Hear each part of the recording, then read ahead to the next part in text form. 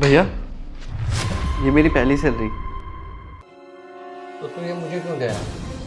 पापा को दे। अब तो हमारे पिताजी जिंदा हैं।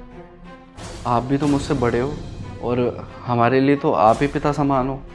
और हमें तो यही सिखाया गया है ना, जब भी आपकी ज़िंदगी की पहली कमाई हो बड़ों को देना चाहिए। जैसे मैं घर के अंदर आया, बाबूजी तो मुझे दिखे ही नहीं और आप भी मुझसे बड़े ही हो, तो आप रख लो, आप बाबूजी को दे देना। वो बात तो तेरी ठीक है, लेकिन बाबूजी अंदर है और आप अपने हाथ से उन्हें जाकर ये पैसे दोगे तो उन्हें बहुत अच्छा लगेगा। और सबसे बड़ी बात ये हो कि बाबूजी को लगेगा कि आज मेरा छोटा बेटा भी कामयाब हो गया, उनका गर्व से सिन्ना चौड़ा हो जाएगा। तो बाबूजी अंदर है, आप जाके खुद ही दे दो। ठीक है भैया। कोई जरूरत नहीं है बाबूजी को पैसे देने की। अरे हमारे भी तो खुद के खर्चे होते हैं, ये पूरी जिंदगी बाबूजी को ही पैसे देते रहोगे? अगर दिन में एक बार भी चाय पीने को मन कर जाता है ना, तो 20 रुपए नहीं होते मेरे पास कि मैं दूध ले आऊं जाके।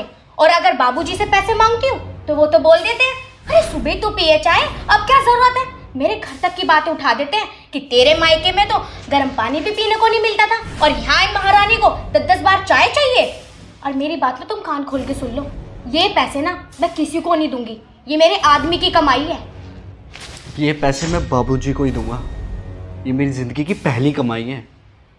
और हाँ, एक बात और सुन, ये मेरी आदमी की कमाई है, ये मैं पैसे बाबूजी को ही दूंगा। और जब तक बाबूजी इस घर में हैं, मैं सारी ज़िंदगी की कमाई उन्हें ही दूंगा।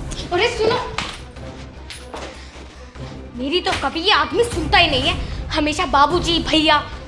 यानी बाबूजी ने और भैया ने इन पर क्या जादू करवा रखा है, हमेशा उनके ही गुण गाते हैं। भी मुझे लग रहा है ये पैसा ना उन्हीं के चरणों में ले जाके रखेंगे, इनकी पहले पूजा करवाएंगे, जब जाके इनको शांति मिलेगी। ये नहीं कि मैं भी तो इनकी लुगाई हूँ। अरे आधे पैसे मुझे दे दें और 1000-1200 रुपए उन्हें दे दें, किसी को क्या पता चल रहा है कि इनकी सैलरी कितनी है?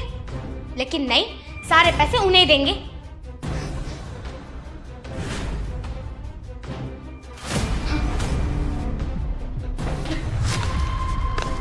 बाबूजी, ये मेरी पहली कमाई।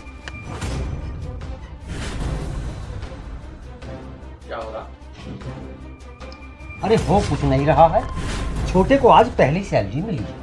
जी भैया, मुझे आज पहली सैलरी मिली है और इस सैलरी पे बाबूजी और आपका ही हक है। बेटा, ये तुम्हारी पहली सैलरी है। अरे हम दोनों लेके क्या करेंगे? तुम्हारी भी तो जिम्मेदारियां हैं, तुम्हारे भी तो खर्चे हैं, जाके अपनी बीवी बच्चों को दो। बेटा बस यही है। नहीं बाबूजी, इन पैसों पे आपका और बड़े भैया का हक है। बाहर मुझे बड़े भैया मिले थे, मैं तो उनको ही दे रहा था, और बड़े भैया ने बोला कि अंदर बाबूजी, बाबूजी को दो। हाँ छोटे, बाबूजी बिल्कुल सही बोल रहे हैं। इस पैसे पर तुम्हारा हक है, तुम्हारे बीवी बच्चों का हक है, क्योंकि बहुत सारे खर्चे ऐसे होते हैं जो तुम अपने बड़े भाई से और अपने माँ बाप से नहीं बता सकते। तो छोटे, ये पैसे आप छोटी बहू को जाकर दे दो। और रही बाबूजी की बात, बाबूजी के पास तो ऑलरेडी इतने धन दौलत पैसा है, उनकी पेंशन वगैरह आती है, और तुम्हें पता है कि मेरी भी गवर्नमेंट जॉब है। तो तू कामयाब हो गया, यो समझ के हम दोबारा फिर कामयाब हो गए। इतनी खुशी तुझे नहीं होगी इस पैसे की जितनी हम दोनों को है। अब तू एक काम कर, बाहर बहू है और जाकर इस पैसे को छोटी बहू को दे। ठीक है भैया।